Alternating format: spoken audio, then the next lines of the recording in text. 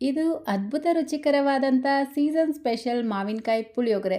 ಮಾವಿನಕಾಯಿ ಚಿತ್ರಾನ್ನ try ಮಾಡಿರ್ತೀರಾ, puliyogare try ಮಾಡಿದ್ದೀರಾ? ಮಾಡಿಲ್ಲ ಅಂದರೆ ಸೀಸನ್ ಮುಗಿಯೋಷ್ಟರಲ್ಲಿ ಒಂದ್ಸಲ ಟ್ರೈ ಮಾಡಿ, ಸಖತ್ತಾಗಿರುತ್ತೆ. ಬನ್ನಿ ಹಾಗಿದ್ರೆ ಮಾಡೋದು ಯಾವ ರೀತಿ ಅಂತ ನೋಡೋಣ. ಮೊದಲು ಗ್ಯಾಸ್ ಸ್ಟವ್ ಮೇಲೆ ಒಂದು ಪ್ಯಾನ್ ಇಟ್ಕೊಂಡು 1 ಟೇಬಲ್ ಸ್ಪೂನ್ ಕಡಲೆಬೇಳೆ, 1 ಟೇಬಲ್ ಸ್ಪೂನ್ ಉದ್ದಿನ ಬೇಳೆನ ಸೇರಿಸ್ಕೊಂಡು ರೋಸ್ಟ್ ಮಾಡ್ಕೊಳ್ಬೇಕು.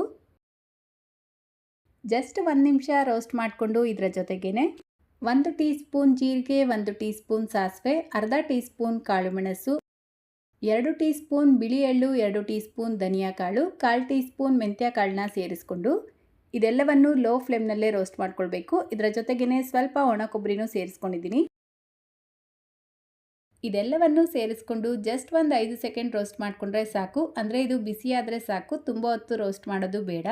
ಇದನ್ನು ಮತ್ತೊಂದು ಪ್ಲೇಟ್ಗೆ ಹಾಕಿ ತೆಗೆದಿಟ್ಕೊಂಡು ಅದೇ ಪ್ಯಾನ್ಗೆ 7ರಿಂದ 8 ಬ್ಯಾಡಗೆ ಮೆಣಸಿನ್ಕಾಯಿ, ಸ್ವಲ್ಪ ಕರಿಬೇವಿನ ಎಲೆ ಸೇರಿಸ್ಕೊಂಡು ರೋಸ್ಟ್ ಮಾಡ್ಕೊಳ್ಬೇಕು. ಜಸ್ಟ್ 1 ನಿಮಿಷ ರೋಸ್ಟ್ ಮಾಡಿಬಿಟ್ಟು ಇದು ಸ್ವಲ್ಪ ತಣ್ಣಗಾದ್ಮೇಲೆ ಒಂದು ಮಿಕ್ಸರ್ ಜಾರ್ಗೆ ಸೇರಿಸ್ಕೊಳ್ಳಿ. ಇದರ ಜೊತೆಗೇ 1/4 ಟೀ ಸ್ಪೂನ್ ಅರಿಶಿನ, 1/4 ಟೀ ಸ್ಪೂನ್ ಇಂಗು ಪೌಡರ್ನ ಸೇರಿಸ್ಕೊಂಡು ನುಣ್ಣಗೆ ಪುಡಿ ಮಾಡ್ಕೊಳ್ಳಿ. ಎಷ್ಟು ನುಣ್ಣಗಾಗತ್ತೋ ಅಷ್ಟು ನುಣ್ಣಗೆ ಪುಡಿ ಮಾಡಿಕೊಂಡು ಒಂದು ಬಟ್ಲಿಗೆ ಸೇರಿಸ್ಕೊಳ್ತಾ ಇದ್ದೀನಿ. ಈ ಪುಳಿಯೋಗರೆ ಪುಡಿನ ನೀವು ಬೇಕಿದ್ರೆ ಒಂದು ಗಾಜಿನ ಬಾಟ್ಲಲ್ಲಿ ಅಥವಾ ಏರ್ಟೈಟ್ ಬಾಕ್ಸಲ್ಲಿ ಹಾಕಿ ಸ್ಟೋರ್ ಮಾಡ್ಕೊಳ್ಬೋದು. ನಾರ್ಮಲ್ ಹುಣಸೆ ಹಣ್ಣಿನ ಪುಳಿಯೋಗರೆ ಮಾಡ್ಕೊಳ್ತೀರಲ್ವ, ಅದಕ್ಕೆ ಈ ಪುಡಿನ ಉಪಯೋಗಿಸ್ಬಿಟ್ಟು ಪುಳಿಯೋಗರೆನ ಮಾಡ್ಕೊಳ್ಬೋದು.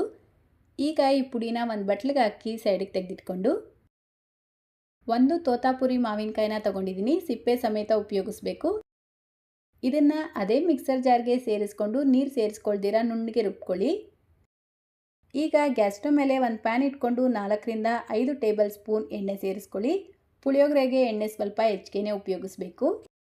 ಎಣ್ಣೆ ಬಿಸಿಯಾಗಿದ್ದ ತಕ್ಷಣ ಸಾಸಿವೆ, ಕಡಲೆಬೇಳೆ, ಉದ್ದಿನಬೇಳೆ, ಸ್ವಲ್ಪ ಬಿಳಿ ಎಳ್ಳು ಸೇರಿಸ್ಕೊಂಡು ಫ್ರೈ ಮಾಡ್ಕೊಳ್ಳಿ.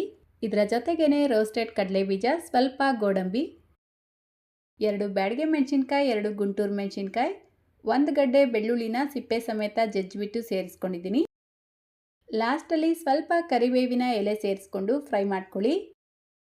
ನೋಡಿ, ಇದೆಲ್ಲವನ್ನು ಸೇರಿಸ್ಕೊಂಡು ಒಂದು 2 ನಿಮಿಷ ಫ್ರೈ ಮಾಡಿಬಿಟ್ಟು ರುಬ್ಬಿಟ್ಕೊಂಡಿರುವಂಥ ಮಾವಿನಕಾಯಿ ಪೇಸ್ಟ್ನ ಸೇರಿಸಿ ಮತ್ತೆ ಒಂದು 2 ನಿಮಿಷ ಫ್ರೈ ಮಾಡ್ಕೊಳ್ಬೇಕು. ಇದಕ್ಕೇನೆ ರೆಡಿ ಮಾಡಿ ಇಟ್ಕೊಂಡಿರುವಂಥ ಪುಳಿಯೋಗರೆ ಪೌಡರ್ನ ಸೇರಿಸ್ಕೊಳ್ತಾ ಇದ್ದೀನಿ. ನಾನಿಲ್ಲಿ ಪೂರ್ತಿ ಪುಳಿಯೋಗರೆ ಪೌಡರ್ನ ಉಪಯೋಗಿಸಿದ್ದೀನಿ. ಇದಕ್ಕೇನೆ ರುಚಿಗೆ ತಕ್ಕಷ್ಟು ಉಪ್ಪು ಸೇರಿಸ್ಕೊಂಡು ಮಿಕ್ಸ್ ಮಾಡ್ಕೊಳ್ಳಿ. ಲಾಸ್ಟಲ್ಲಿ 1 ಟೇಬಲ್ ಸ್ಪೂನ್ ಬೆಲ್ಲ ಸೇರಿಸ್ಬಿಟ್ಟು ಜಸ್ಟ್ ಈ ರೀತಿ ಮಿಕ್ಸ್ ಮಾಡಿಕೊಂಡ್ರೆ ಪುಳಿಯೋಗರೆ ಗೊಜ್ಜು ರೆಡಿಯಾಗತ್ತೆ. ನಿಮ್ಗೆ ಎಷ್ಟು ಬೇಕೋ ಅಷ್ಟು ಗೊಜ್ಜನ್ನ ತೊಗೊಂಡು ಉಳಿದಿರುವಂಥ ಗೊಜ್ಜೇನಿದೆ ಇದನ್ನು ಒಂದು ಬಟ್ಲಿಗೆ ಹಾಕಿ ತೆಗೆದಿಟ್ಕೊಳ್ಬೋದು. ಫ್ರಿಜ್ಜಲ್ಲಿ ಸ್ಟೋರ್ ಮಾಡಿಕೊಂಡ್ರೆ 1 ವಾರ ಆದರೂ ಹಾಳಾಗಲ್ಲ. ಈಗ ಉಳಿದಿರುವಂಥ ಪುಳಿಯೋಗರೆ ಗೊಜ್ಜಿಗೆ ಅನ್ನ ಮಿಕ್ಸ್ ಮಾಡ್ಕೊಳ್ಬೇಕು. ಅನ್ನ ನೋಡಿ ಈ ರೀತಿ ಉದುರುದ್ರಾಗಿರಬೇಕು, ಆವಾಗಲೇ ಪುಳಿಯೋಗರೆ ರುಚಿ ಕೂಡ ಚೆನ್ನಾಗಿರುತ್ತೆ. ಪುಳಿಯೋಗರೆ ಕಲರ್ ಕೂಡ ನೀವು ನೋಡ್ಬೋದು ಎಷ್ಟು ಚೆನ್ನಾಗಿದೆ ಅಂತ. ಕಲರ್ ಮಾತ್ರ ಅಲ್ಲ, ಟೇಸ್ಟ್ ಕೂಡ ಚೆನ್ನಾಗಿರುತ್ತೆ.